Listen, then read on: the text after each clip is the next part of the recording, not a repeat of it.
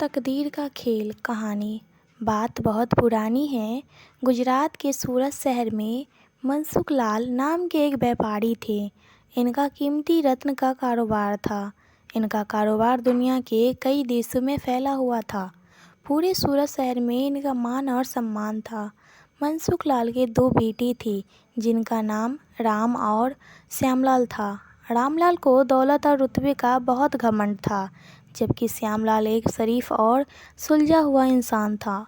घमंड के साथ साथ रामलाल में ईर्ष्या और बेईमानी जैसे अवगुण भी थे। समय के साथ साथ मनसुख लाल की उम्र बढ़ती जा रही थी। ऐसे में उनके दोनों बेटों ने कारोबार में पिता का अधिक से अधिक हाथ बटाया शुरू कर दिया। कुछ समय के पश्चात मनसुख लाल चल बसे और कारोबार का पूरा भार रामलाल और श्यामलाल के कंधों पर आ गया। बड़ा भाई होने के नाते रामलाल ने व्यापारिक फैसलों में अपनी मर्जी की चलानी शुरू कर दी। रामलाल बेईमानी और मक्कारी भरे फैसले लेने लगा।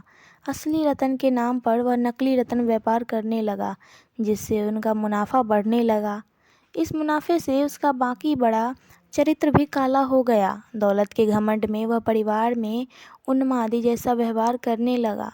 दूसरी तरफ शरीफ और सुलझे हुए श्यामलाल को शुरू में रामलाल की बेईमानी का इल्म तो नहीं हुआ, परंतु जब उसने उसके व्यापार में परिवर्तन देखा तो पूरे माजरे को समझने में उसे ज़्यादा देर नहीं लगी।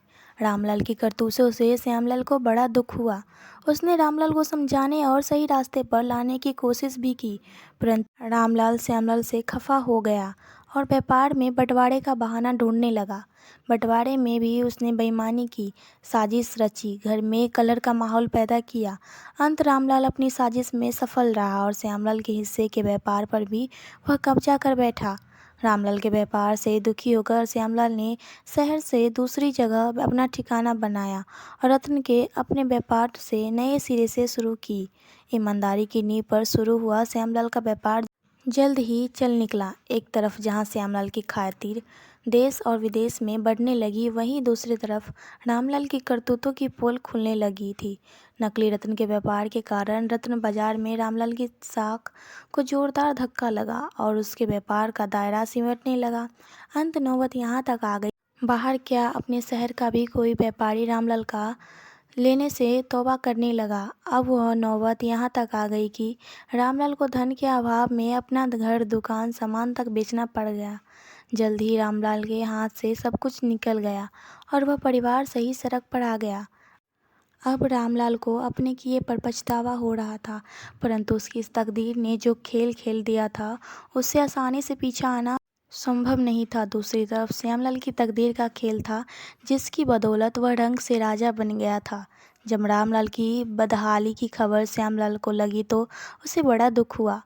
पुरानी बातों को भूलकर वह भागा भागा अपने बड़े भाई रामलाल के पास पहुंचा और रामलाल के लाख मना करने के बाद भी उसे परिवार सहित अपने पास ले आया।